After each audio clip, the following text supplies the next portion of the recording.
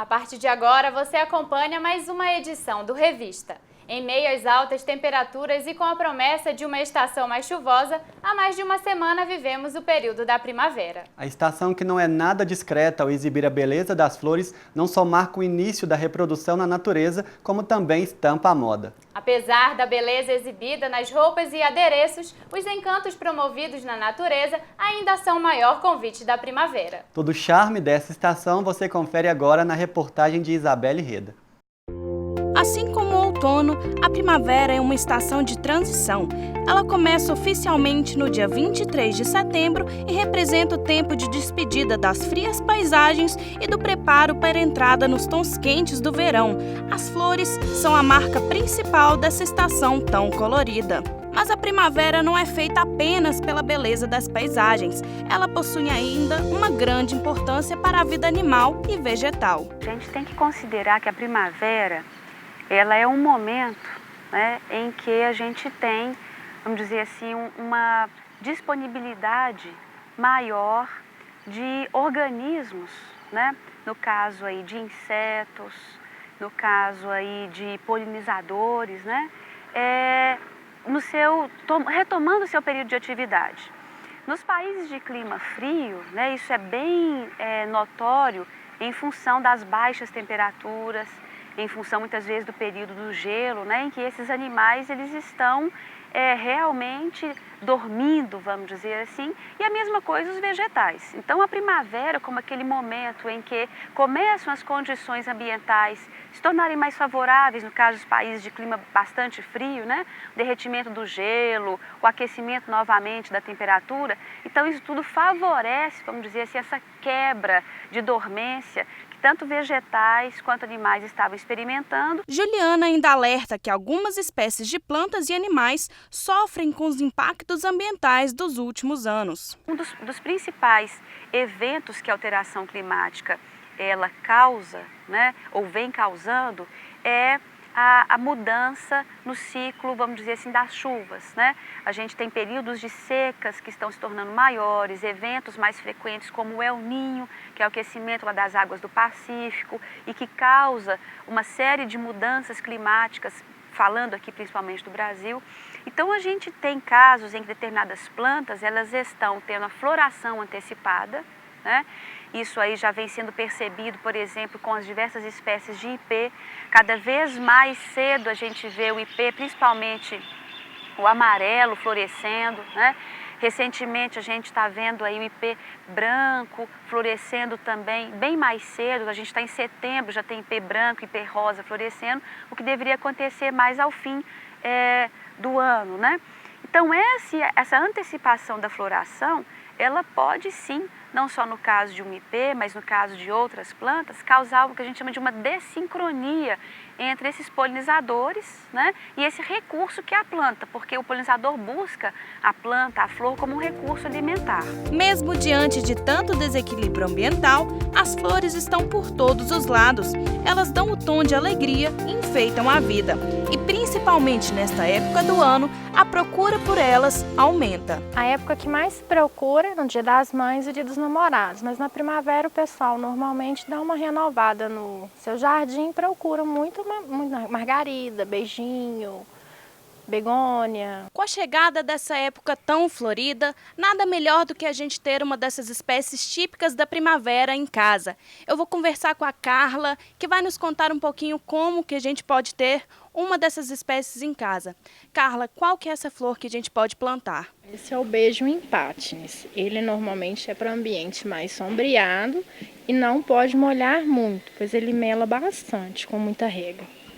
Então vamos lá, ensina pra gente como que a gente pode ter uma espécie dessa em casa. Primeiro vocês colocam a argila, que é para poder drenar.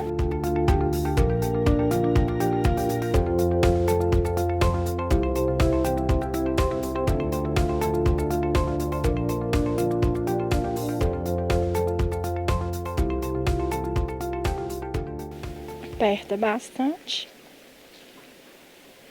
E é só molhar. E para manter, porque não é só plantar, né? A gente tem que manter também a planta. Se molha todos os dias, na parte da manhã ou na parte da tarde, e coloca adubo de 30 em 30 dias. E como eu falei, não pode ficar no sol. Com essas dicas da Carla, ficou fácil ter uma dessas flores em casa. Além de ser uma ótima opção de decoração, elas renovam o ambiente. Primavera, verão, outono e inverno. As 4 estações do ano são marcadas por características próprias de cada uma delas, certo? Infelizmente, já não é bem assim, mas as mudanças climáticas cada vez mais têm confundido essas características, misturando o efeito da natureza. Acompanhe com a gente a entrevista a seguir. Praticamente a cada 3 meses acontece uma nova estação no ano, e cada uma delas tem características para distingui-las. Para falar sobre esse assunto, eu converso com Heriberto dos Anjos, que é meteorologista do Tempo Clima PUC Minas. Heriberto, para iniciar essa conversa, eu gostaria que você explicasse como e por que ocorrem essas mudanças de estações. Bom, na verdade, a princípio, é pela posição do Sol, né? Então, ao longo do ano, o Sol tem uma posição.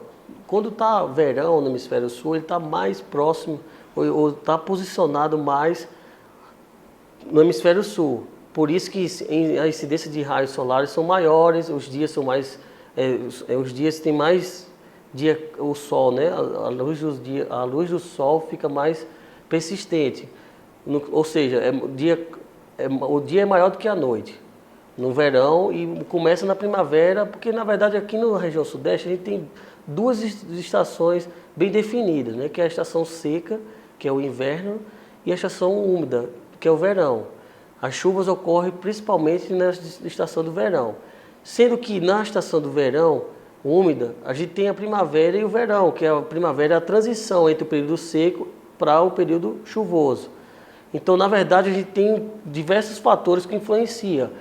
O eixo da Terra também influencia, o ângulo do eixo da Terra influencia nessa mudança de estação, principalmente. Então, a gente tem aí primavera, os dias são mais longos que as noites, e verão também. E o inverno é o inverso, né? O outono e o inverno é o inverso, onde a noite tende a ser um pouquinho mais longa do que os dias. A nossa equipe foi às ruas para ouvir as pessoas em relação a essas mudanças de estação. Pois é, as estações elas parece que está tudo a mesma coisa. Uma hora está fazendo muito calor, outra hora está fazendo muito frio. Ao mesmo tempo que aqui está muito calor, meu amigo falou que lá no Rio de Janeiro está chovendo.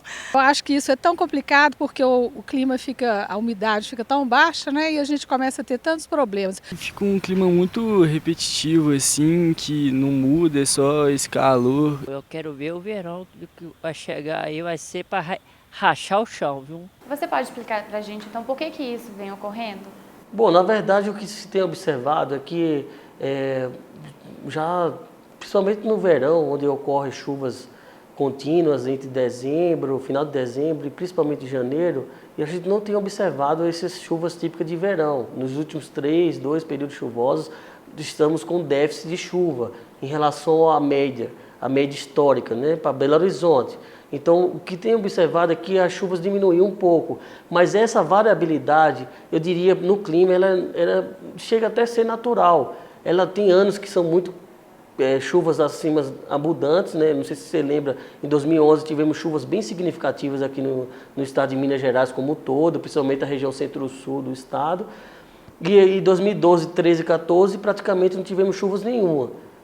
Não é que praticamente teve chuvas nenhuma, é porque nos meses que mais ocorrem chuvas, a gente teve um déficit de chuva. Em relação às temperaturas, o inverno, os 2 últimos invernos ficaram com anomalia de temperatura acima da média. O que quer dizer isso?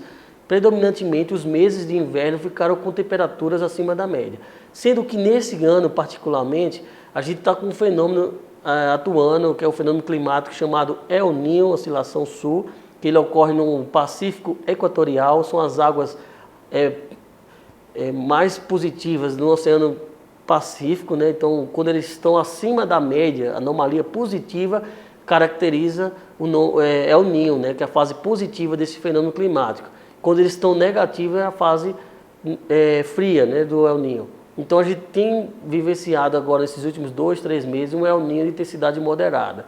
Qual é a influência aqui no estado de Minas Gerais? A influência direta, principalmente, é na temperatura. A gente tem observado que, principalmente no final de julho, a partir de agosto e principalmente setembro, observamos temperaturas bem acima da média, inclusive com recorde de temperatura na capital mineira em todos os setembros desde que se tem registro. E também não podemos deixar de falar do efeito da urbanização, né, da mudança, né, hoje a Grande Belo Horizonte é das regiões que mais se tem densidade urbana, né? Então isso influencia a tal chamada ilha de calor. E você acredita que isso pode virar uma tendência? Olha, o que pode se observar, principalmente em anos de El Niño, é temperaturas muito altas, né, em função até mesmo dos registros do que a gente tem observado. Então é recorde mesmo de temperatura. A maior temperatura já registrada na capital mineira foi 37,1, foi em 2007. Já esse setembro já registrou muito próximo, 37 graus, né? Então a gente está tendo sim recordes de temperaturas desde que se tem registro. Ainda não se sabe, não dá para colocar toda a conta por causa da ação antrópica, né? Por causa da ação humana. Mas a gente sabe que o efeito de ilha de calor ela está diretamente relacionado a essas altas temperaturas, não só aqui, como também em qualquer centro urbano do mundo inteiro, né? Então a gente está esperando primavera aí bem mais quente do que o normal. E quando se aquece muito, qualquer frente fria que passar, a tendência é que nós temos mais pancadas de chuvas típicas da primavera. O que quer dizer isso? Que as pancadas serão mais frequentes no final da tarde e início da noite. E pancadas de chuva, dependendo da localidade, ela causa muito transtorno, porque causa alagamentos em curto prazo, né, em tempo rápido, e vai embora logo. Então são as pancadas típicas da primavera. Muito obrigada, Heriberto. Por hoje eu encerro a minha participação, mas você segue na companhia da Dani, que tem muita coisa boa, não é isso, Dani? É isso mesmo, Luiz. Já já eu estou de volta com as curiosidades do evento que propôs a meditação para os belo-horizontinos. Conheça também as histórias de um expositor da Feira Hippie da capital. Você confere ainda o olhar diferente sobre os aviões e, claro, as dicas culturais com Clara Senra. Eu volto já!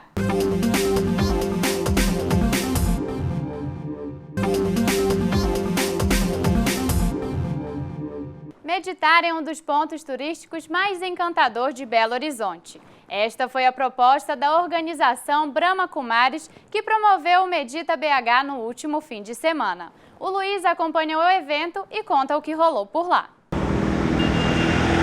Barulhos intensos, passos apressados de quem não tem tempo a perder, comunicação apenas pelo celular. Esse é o cenário de quem vive em uma capital e cada vez mais é preciso ter um tempo para relaxar.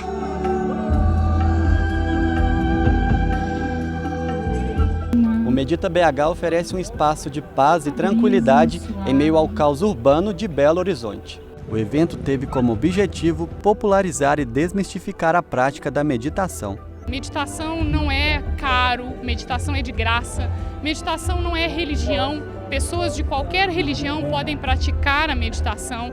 Meditação não significa não pensar, mas é utilizar o pensamento para gerar uma experiência positiva internamente. Ao passar pelas praças 7, Liberdade e o Parque Municipal, o Medita BH envolveu um público diverso. Desde do executivo por causa do seu estresse, do estudante querendo melhorar sua cabeça, seu intelecto e mente para poder estudar melhor, a dona de casa que queria eliminar também o seu estresse de dona de casa, todos os tipos. E se a proposta era relaxar, a Praça do Papa surgiu como a melhor opção para encerrar o evento.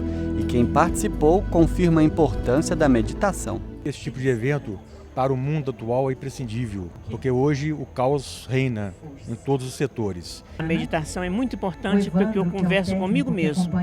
Eu me situo na minha postura, no meu comportamento, nas minhas ideologias. A campanha envolveu curiosos e simpatizantes da organização Brahma Kumaris. Hoje nós viemos passear na praça e chegamos aqui, fomos contemplados com esse evento. Não conhecíamos, primeira vez. E assim, maravilhoso, principalmente no momento que estamos passando de muita angústia, muita dor. Nossa, é maravilhoso meditar. E para quem se interessa pela prática da meditação, ficam algumas dicas. Você precisa encontrar um tempo, e esse tempo não é um tempo do relógio, mas é um tempo interno, é um espaço. eu costumo experimentar que é um tempo para focar no pensamento. É importante também você ter uma prática diária, né? E aí você vai poder estar fazendo as melhores escolhas, os melhores momentos para essa prática focada assim, né? É muito importante ter um grupo. Meditar sozinho é algo que é que nem fazer ginástica na esteira de casa. Chega um dia, uma hora que você está cansado ou está entediado e não quer mais aquilo. E a força do grupo, ele te motiva, ele te movimenta.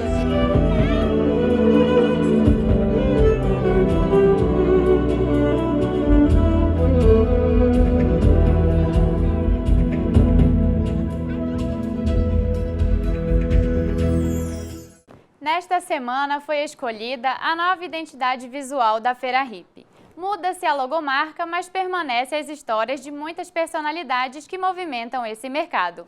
Uma delas você confere agora junto comigo.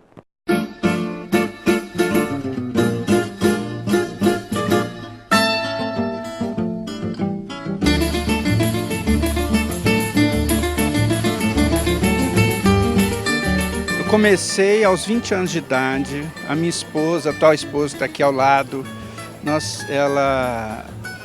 ela ficou grávida e a gente tinha que entrar na vida, né? Começar a conseguir o sustento. Nós éramos muito novos e começamos a fazer camiseta silcada, aprendemos a fazer isso, fizemos junto, conseguimos uma licença aqui. Eu sempre baseei o sustento meu e da minha família aqui na feira. Eu e minha esposa trabalhamos aqui, eu já tive uma outra atividade fora disso, mas o grosso é sempre daqui. Momentos como se diz, de baixa de venda, momentos de boas vendas, isso acontece. Igual o mundo hoje, a gente está atravessando uma crise, eu sei que essa é uma crise que uma hora vai voltar. Na verdade, você perguntou se tem alguma história diferente da feira, para tá minha esposa aqui que tem uma história interessante. Há 32 anos atrás, minha filha quase nasceu aqui na feira. Eu era muito nova, era minha primeira filha, eu não sabia o que era a dor do parto, eu vim com muita dor aqui para a feira. Aí na hora que a dor piorava, eu assentava, porque eu tinha que trabalhar, sentava, atendia o cliente, a dor voltava, eu assentava. Aí eu resolvi ligar para o médico, porque antigamente não existia telefone celular, a gente tinha que entrar aqui na fila da Telemig para ligar. Liguei para o médico, assim, tô assim, assado, como é que eu faço? Não, você pode correr para o hospital, senão seu menino vai nascer aí. E realmente, isso era 2h30, a gente foi para o hospital, quando foi 4 horas ela nasceu. É muito gratificante a gente trabalhar com o que a gente gosta e eu considero aqui esse caso. Para minha história de vida, isso aqui é o meu sustento, é a minha vida, é como eu criei minhas filhas. A maioria das minhas amizades é daqui, dentre feirantes e clientes, porque afinal de contas a gente tem o quê? 34 anos de feira.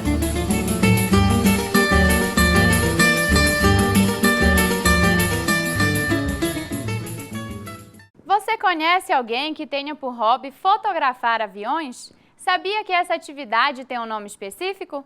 Eles são chamados de spotter e não perdem a chance de registrar aeronaves com as particularidades de cores e modelos. Essa é mais uma das descobertas da galera do Olhar Indiscreto.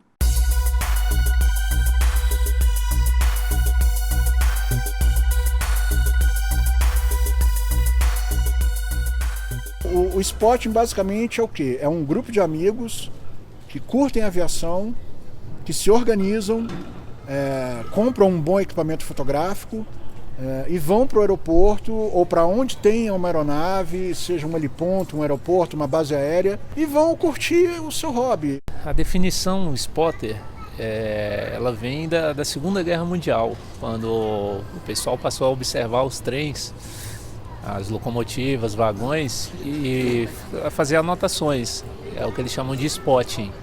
E quando a guerra acabou, houve um boom sobraram muitos aviões, esses aviões foram vendidos a um preço barato, a aviação cresceu e o pessoal passou a observar os aviões como uma forma de hobby. E aí deixou de ser anotado e passou a ser fotografado. O foco nosso, basicamente, do hobby também é divulgar a cultura aeronáutica, incentivar e mostrar essa cultura que existe para todas as outras pessoas. O spotter ele é guiado pelo bom senso. Ele jamais vai desrespeitar uma regra de segurança. Ele jamais vai fazer alguma coisa que não seja permitida de ser feita em uma área operacional. Ele não vai questionar as ordens que forem dadas pela autoridade aeroportuária.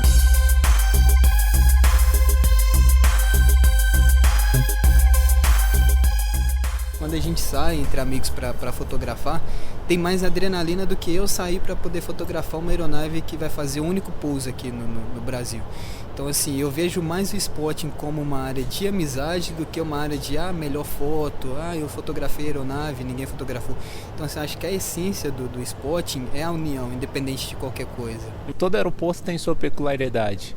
Tem aviões que só pousam aqui, tem aviões que só pousam em Brasília. Então, a gente acaba viajando para fotografar, fica na casa deles, hotel. Então a gente tem de fato, gera uma rede não apenas social, mas uma rede de amizade que atinge o mundo todo.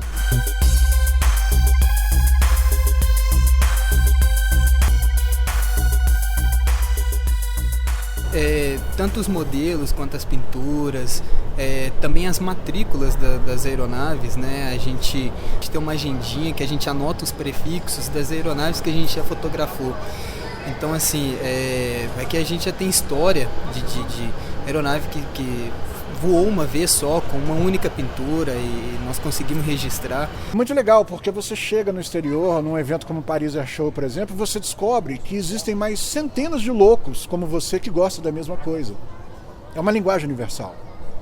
Qualquer lugar que você chega no mundo hoje, num evento aeronáutico, um spotter sabe quem é o outro spotter.